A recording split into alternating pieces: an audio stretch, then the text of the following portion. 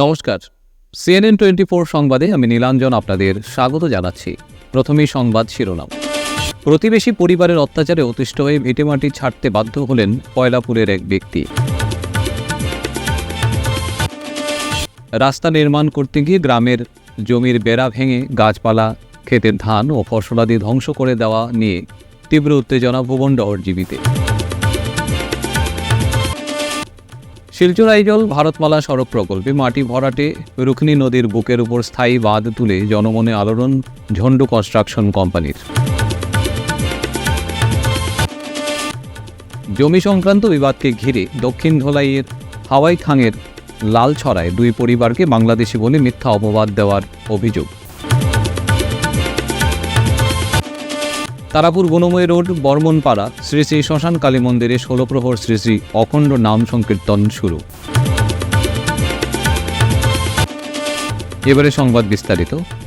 পয়লাপুল চাঁদপুর এলাকার পেট্রোল পাম্পের উল্টো পাশে বসতি করা ব্যবসায়ী মতিবুর রহমান মজুমদার জানিয়েছেন, প্রায় 3 বছর আগে তিনি হরিনগর থেকে এখানে এসে বসতি শুরু করেন। সন্তানদের ভালো পড়াশোনার জন্য নতুন ঘরবাড়ি তৈরি করেছিলেন, কিন্তু মাত্র 3 বছরের মাথায় স্থানীয় এক পরিবারের লাগাতার অত্যাচারে এলাকা ছেড়ে যাওয়ার সিদ্ধান্ত নিতে বাধ্য হচ্ছেন তিনি। সাংবাদিকদের ডেকে নিজের বেদনাদায়ক অভিজ্ঞতার কথা জানান মতিবুর রহমান মজুমদার ও তার স্ত্রী জুবেদা খানম মজুমদার।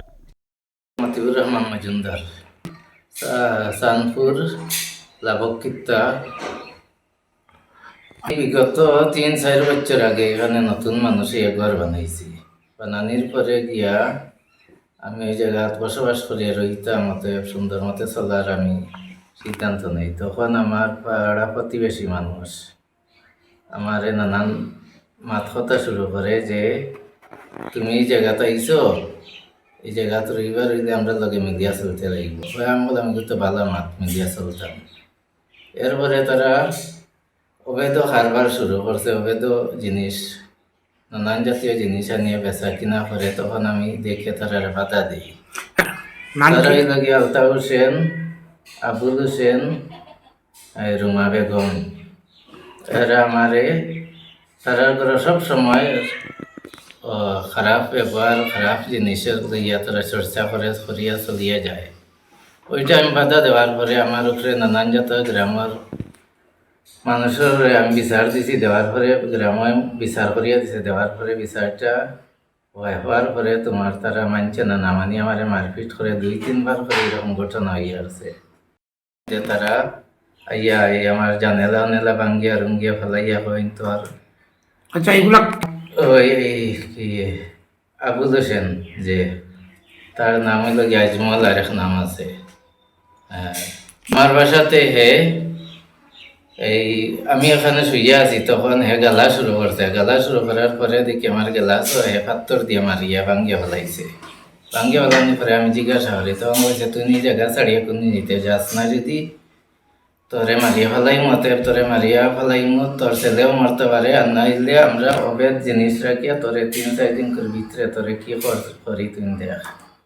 আমরা তখন আমি একটা কেস হায়ার করি। তখন পুলিশে ইয়া ইনকোয়ারি করিয়া গেছেন। এখন আমি কিতা হয়েছে কি না আমি এটা বলার রকম জানি না। আমি ওইটা ডিসি মহোদয়ের কাছে, অতএব আসাম মাননীয় মুখ্যমন্ত্রী মহাশয়ের কাছে, অতএব প্রশাসনীয় যতজন আছেন, আমি সবার কাছে অনুরোধ রাখছি যে ওইটা একবার সঠিক সুবিচার, সঠিক তদন্ত করিয়া আমি ওই জায়গা ছাড়িয়ে যেতে বাধ্য হয়েছি বর্তমানে। রাস্তা নির্মাণ করতে গিয়ে গ্রামের লালমোহন ঘাটোয়ার, মিন্টু দাস, বাপন ঘাটোয়ার এবং জ্যোতিপ্রকাশ যাদব নামের 3 ব্যক্তির পাট্টা জমির বেড়া ভেঙে গাছপালা, ক্ষেতের ধান ও ফসলাদি ধ্বংস করে দেওয়া নিয়ে তীব্র উত্তেজনার সৃষ্টি হয়েছে ভুবনডহর জিপির জগন্নাথপুরে। এ নিয়ে দেবীপুরের জ্যোতিপ্রকাশ যাদব এলাকার 2 গ্রুপ সদস্য যথাক্রমে দিবাকর গোয়ালা এবং গৌরী সূত্রধর সহ আরও কয়েকজনকে অভিযুক্ত করে বৃহস্পতিবার ধলাই থানায় একটি মামলা দায়ের করেছেন। শুক্রবার জ্যোতিপ্রকাশ যাদব, মিন্টু দাস এবং লালমোহন ঘাটোয়ার বলেন, রাস্তার জন্য তারা জমি দিতে রাজি, কিন্তু তাদের কিছু না জানিয়ে উশৃঙ্খল মানুষদের নিয়ে তাদের জমির ফসলাদি ধ্বংস করে দিয়েছেন অভিযুক্তরা। ধলাইয়ের বিধায়ক নিহার রঞ্জন দাসের দেওয়া টাকায় তারা জেসিবি লাগিয়ে রাস্তা নির্মাণের নামে ধ্বংসযজ্ঞ জারি রেখেছেন বলে অভিযোগ। এ নিয়ে দিবাকর গোয়ালার বাহিনী তাদের অহরহ হুমকি ধমকি দিয়ে চলেছেন বলে এদিন অভিযোগ তুলে জ্যোতিপ্রকাশ যাদব, মিন্টু দাস, বাপন ঘাটোয়ার এবং লালমোহন ঘাটোয়ার। নমস্কার, এটা আমার অনুরোধ। রাস্তা আইসে আপনার টাকা যে আনছেন, যে টাকা আনিয়া যেন করছেন, আমার যে রাস্তাটা লাগে, রাস্তা লাগে আমি 2 হাত না 4 হাতে দেওয়ার লাগে আমি উপস্থিত আছি, আমি দিমু। কিন্তু এই যে আমার যে ক্ষতিগ্রস্ত যেটা, যে আমার যে ধান বেড়া, এই যে গাছপালা যা ছিল এইখানে সব মোটামুটি গাড়ি দিয়ে তারা নিচে ফালাইয়া সব এটা করে দিছি। যে রাস্তার যে বেড়ার কিনারে যে আমার ধান যেটা আছে, ধানটাও তো আমার সব নষ্ট হইয়া এখন যার এটা লাগিয়া এটা লাগিয়ে আমার আপত্তি আছে। এটা তারা এরকম কেন করলো, আমার একটু সময় দিল না কেন? আমি বেমারি লই, আমি বাড়িতে বড় কষ্টত আছি। আমার হয়তো বাড়িয়ে দৌড়াইতে লাগে, মেডিকেল দৌড়াইতে লাগে, বন্ধের দিকে দৌড়াইতে লাগে, আমি কোনো কিছু করতে পারছি না, আমি একা মানুষ।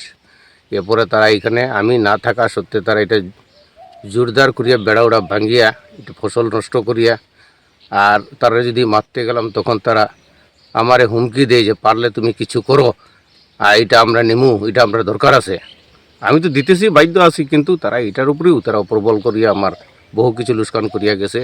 এটা যাতে আপনার কাছে এই বিচারটা আমি চাই সরকারের কাছে, যে এইটা আমার নিয়ে এই বিচার আপনারা সরজমিনে আইন ইয়া দেখিয়া যাইন যে কীরকম বাবদে আমার ক্ষতিটা করছে। এটা এখন তারা যদি এটা যদি আমার দেখিয়া দেন, আপনারা যদি দেখিয়া দেন না, তাহলে আমি এই বিচার হয়তো কোনো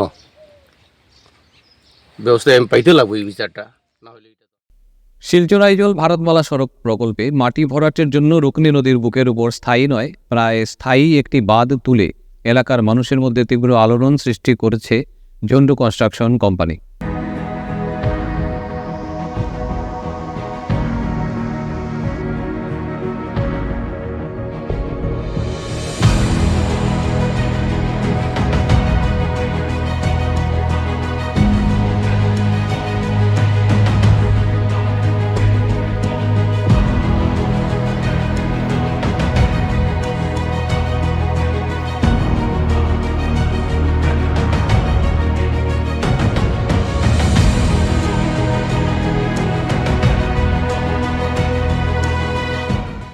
কিন্তু আজকে যেভাবে রাস্তাটা বানিয়েছে, ঠিক এই রাস্তা যেভাবে বানিয়েছে নদীর উপরে বাঁধটা দিয়েছে, এই বাঁধে আমাদের আগে গত বছর যে মাটিগুলো নিয়েছিল, ওই যে পূর্ব দিকে যে আমাদের পাহাড়ের এরিয়া ছিল, ওই এরিয়ার অনেক মাটি এমনিতে ভাঙে নদীতে গিয়েছিল। কিন্তু ওইবার আমরা তাদেরকে ইনস্ট্রাকশন দিয়েছি যে আমাদের এইভাবে কাজ করতে হবে, তাহলে আমাদের এই মাটিগুলো নিতে আমাদের কোনো আপত্তি নাই, নিয়ে যাও, ভারতমালা রাস্তাটা করে নেও। কেননা এই ভারতমালা রাস্তাটা আমাদের সর্বভারতীয় রাস্তা, ভারতের জনতার রাস্তা। তাই বলে আমরা এই রাস্তার মাটি আমাদের পাহাড় থেকে আমরা দিয়েছি, ভারতমালা ওই মাটিগুলো নিয়েছে এবং রাস্তা যেটা বানিয়েছে খুব সুন্দর বানিয়েছে। এবং নদী যাওয়ার পর যে নদীতে জল যাওয়ার যে রাস্তা যেটা করে দিয়েছে, খুব সুন্দরভাবে করে দিয়েছে। যার জন্য আমি ভারতমালা আমাদের দেবীজি বলে একজন লোক আছে, ওকে আমার অন্তঃস্থ থেকে বিশেষ করে ওকে আন্তরিক ধন্যবাদ জানাচ্ছি। তাই সামান্য কাজ বাকি রয়েছে বাঁধে, কালকে থেকে আশা করি মাটিগুলো পাড় থেকে বের হবে, ওই মাটিগুলো আর আসতে অসুবিধা হবে না। এই বলে আমি আমার বক্তব্য শেষ করব। এই জায়গাটার নাম কি? ওই জায়গাটার নাম হচ্ছে বাগাবাজারের রুকনি নদী, বনগ্রামের এরিয়া। আর মাটি যেটা আসবে ওটা কাশপুর থেকে আসবে। ওই কাশপুরের যেটা জঙ্গল আছে, জঙ্গলের সাইডটা আমাদেরই প্রীতি সম্পত্তি, ওখান থেকে ওরাই মাটিটা নিয়েছে। তাই রাস্তা বানানোর জন্য আমরা ওই মাটিগুলো দিয়েছি, মাটিগুলো নিয়ে ওরা রাস্তাতে কাজ করবে, ভারতমালা রাস্তায় কাজ করবে। কোন নদীর উপর বাঁধ হয়েছে? ও রুকনি নদীর উপরে বাঁধ হয়েছে, ওই বনগ্রাম ইসলামাবাদের সীমান্তবর্তী যে জায়গা, মিজোরামের ওই যে রুকনি নদী যেটা আসছে, ওইখানে বনগ্রাম আর ইসলামাবাদের সীমান্তে ওই বাঁধটা হয়েছে নদীর উপরে। গত বছর 2024 ইংরেজি ওখান থেকে মাটিটা গিয়েছে কাশপুর থেকে, এইবারও যাচ্ছে। যার দরুন ওরা রাস্তাটা গত বছর যেভাবে করেছিল নতুন অবস্থায়, কিন্তু এবার রাস্তাটা খুব সুন্দরভাবে করেছে। যার জন্য আমরা ভারতমালার যারা ইঞ্জিনিয়ার আছে বা যারা কর্মকর্তা আছে তাদেরকে আমার অন্তঃস্থ থেকে আন্তরিক ধন্যবাদ জানাচ্ছি। বাঁধটাকে কোন কোম্পানি দিয়েছে? বাটটা ওই যে ভারতমালার কোম্পানিটা ঠিক properly I don't say, Jontu আমি বলতে জন্টু কন্ট্রাকশন, ওই জন্টু কন্ট্রাকশন না কি আছে ওরা আমি বলতে পারি না, কিন্তু আমরা জানি কয়দিন বাদ সাধারণত দিয়েছে এই ভারত- বানটা কয়দিন হলো? আজকে দীর্ঘ 15 দিন থেকে ওই বাদে কাজ করেছে, হুম। আর কালকে রাত্রে ওই যে রাত্রে গিয়েছে ওই রাত্রেই সমাপ্ত হয়েছে, আর আশা করি সামান্য কাজ রয়েছে আজকের ভিতরেই শেষ হয়ে যাবে এবং কালকে থেকে ওই পাড় থেকে মাটিগুড়ায় আসবে। মাটি কই নিয়ে রাখবে মাটিগুলা? ওই মাটিগুলা নিয়ে ওই যে ভারতমালা রাস্তা যেটা বানিয়েছে আমাদের শিলচর থেকে মিজোরাম বাইরেন্টি পর্যন্ত যে রাস্তা আছে, হুম। ওই রাস্তার ভিতরে কোন জায়গায় যেখানে তাদের মাটির দরকার আছে ওইখানে ওরা মাটিগুলা ফেলে দিয়েছে, মাটি ভরাট করবে। মাটি ভরাউট করবে, ভরাউট করে রাস্তাটা বানিয়ে নেবে। আচ্ছা, ধন্যবাদ।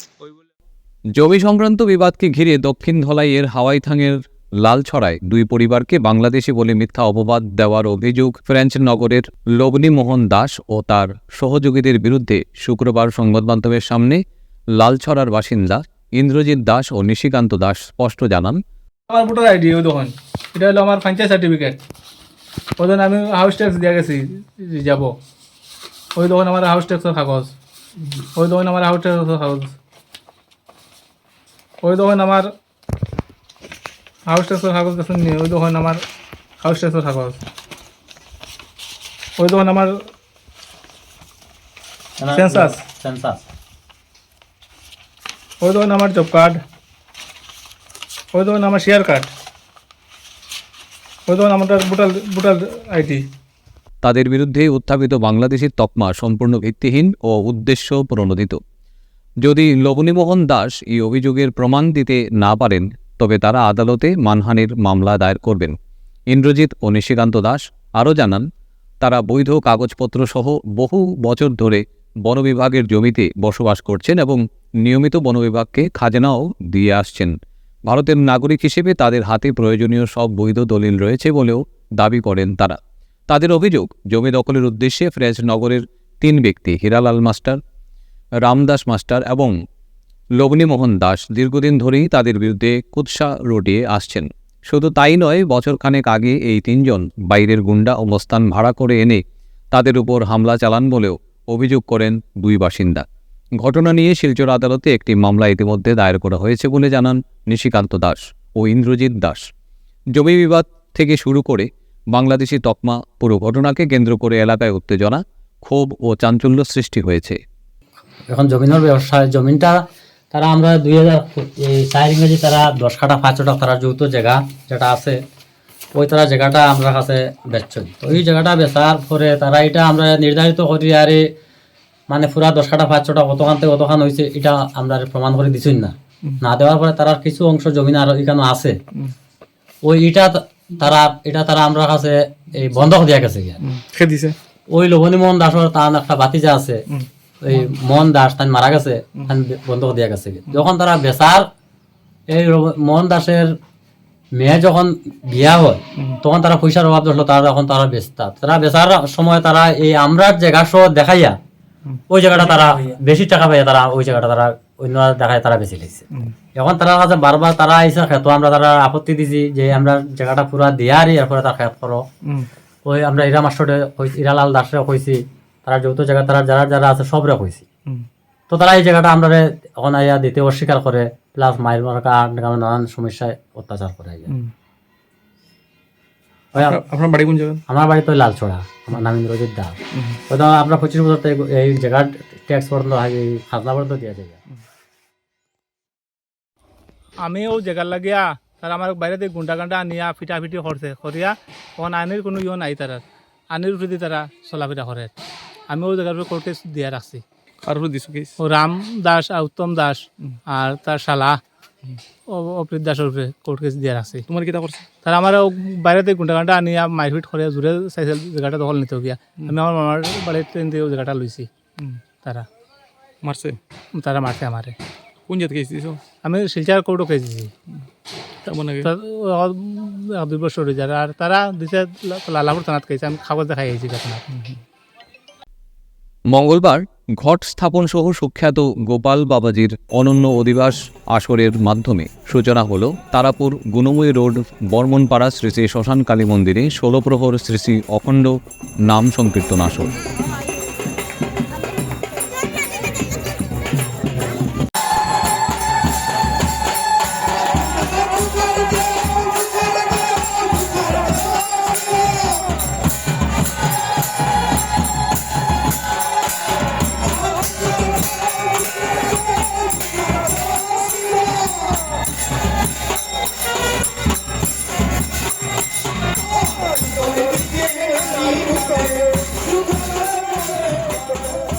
বৃহস্পতিবার সন্ধ্যায় কলসি যাত্রার পর আনুষ্ঠানিকভাবে ফিতা কেটে কীর্তন আসরের সূচনা করেন বৃন্দাবন দাস, গোপাল বাবাজি ও সংকীর্তন কমিটির সভাপতি রূপম নন্দী পুরকায়স্থ। বর্তমান যুগে সমাজে হরিনাম আসরের মাহাত্ম্য ও তাৎপর্য তুলে ধরে অতি সংক্ষিপ্তে সনাতন ধর্মে সংকীর্তনের গুরুত্বাবলী তুলে ধরেন রূপম বাবু এবং ভক্তদের উদ্দেশ্যে আয়োজিত এই হরিনাম আসরে সবাইকে সামিল হতে আবেদন রাখেন তিনি। 13 ডিসেম্বর দুপুর 1টা থেকে মহাপ্রসাদ বিতরণ করা হবে। আসছে 14 ডিসেম্বর হবে পূর্ণা। কীর্তন আসরে বরাকসহ আমন্ত্রিত জনপ্রিয় কীর্তনিয়ারা পরিবেশন করবেন হরিনাম সংকীর্তন। নমস্কার। তারাপুর গুণময়ী রোড বর্মনপাড়া কীর্তন কমিটি প্রতি বৎসরের ন্যায় এবারও এই 16 প্রহর কীর্তনের ব্যবস্থা করেছেন। এই 16 প্রহর কীর্তন প্রতি বৎসর ন্যায় এটা 19তম। আমরা মনে করি এই হরিনাম সংকীর্তনের মাধ্যমে আমরা কি করতে পারবো, এর থেকে আমরা মুক্তি পাব। এই কলিযুগে নামের মাধ্যমে একমাত্র মুক্তি পাওয়া সম্ভব। হরে কৃষ্ণ কৃষ্ণ কৃষ্ণ হরে হরে, হরে রাম রাম রাম হরে হরে।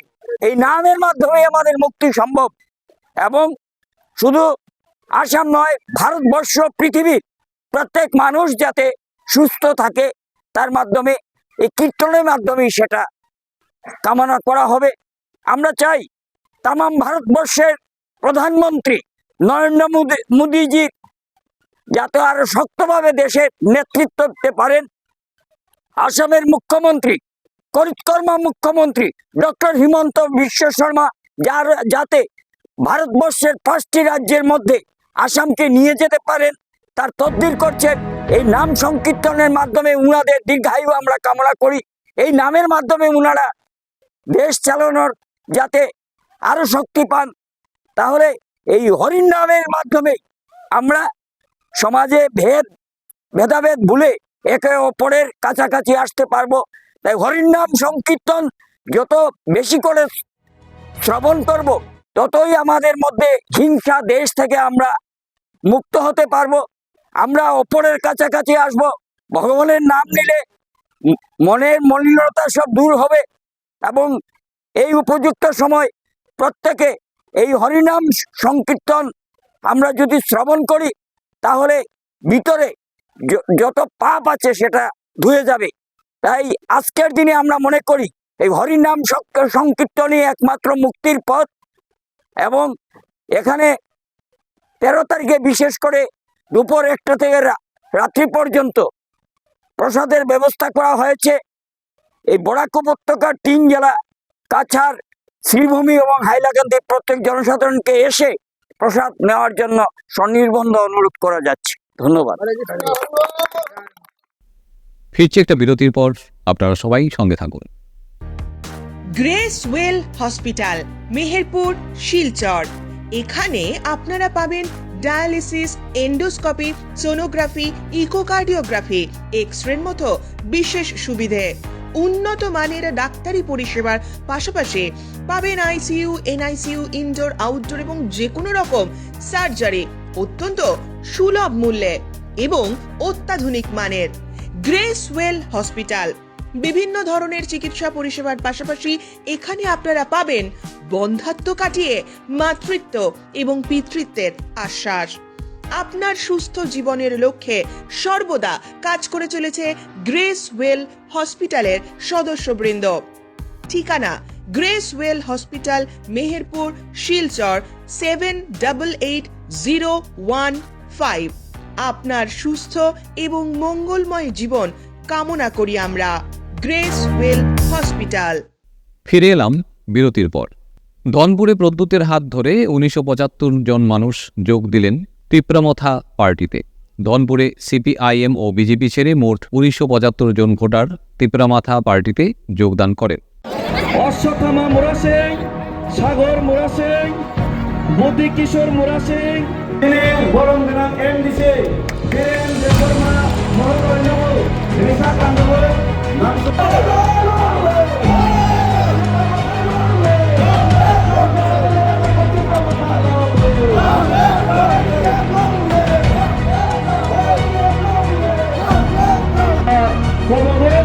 সাগর ফাইনাবাগে বিনিময়ে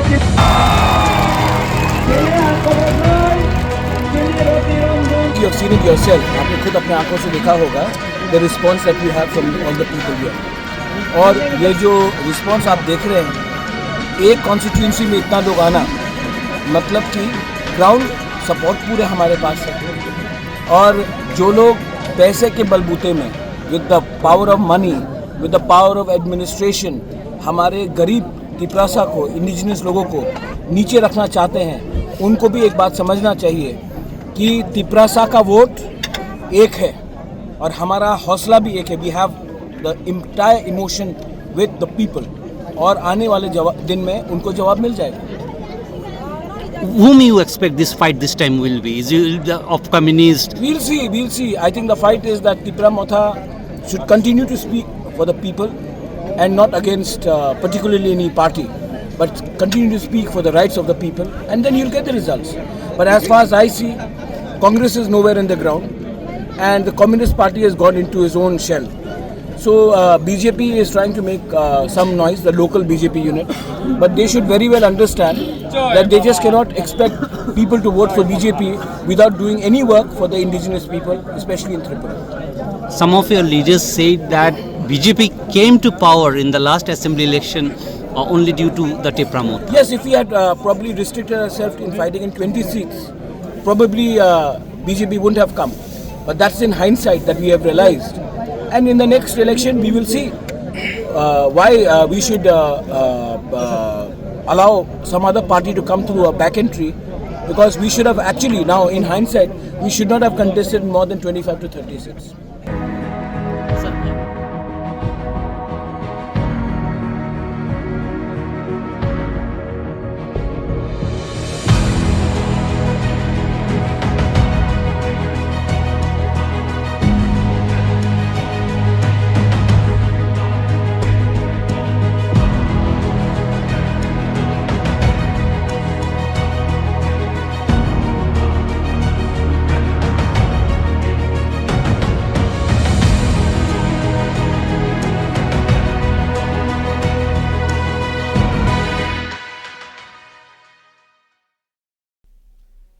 বাইজালবাড়ি সাব জোনালের সামনে তেলের ট্যাঙ্কার ও স্কুটির মুখোমুখি সংঘর্ষে এক যুবকের করুণ মৃত্যু ঘটেছে। বৃহস্পতিবার দুপুরে ঘটে এই দুর্ঘটনা। প্রথমে মৃতকে অজ্ঞাত পরিচয় বলে মনে হলেও পরবর্তীতে তার পরিচয় শনাক্ত করা সম্ভব হয়। পুলিশ সূত্রে জানা গেছে, তেলের ট্যাঙ্কারটি খোয়াইমুখী হয়ে আসছিল।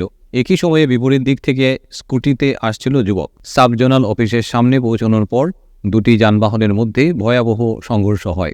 গুরুতর আহত অবস্থায় বাইজালবাড়ি থানার পুলিশ তাকে উদ্ধার করে খোয়াই জেলা হাসপাতালে নিয়ে যায়। তবে চিকিৎসক তাকে মৃত ঘোষণা করেন। পরবর্তীতে মৃত যুবকের পরিচয় পাওয়া যায়। মৃতের নাম গড়িয়া দেববর্মা, বয়স 20, পিতা কিশোরজিৎ দেববর্মা এবং তার বাড়ি ছনকলা।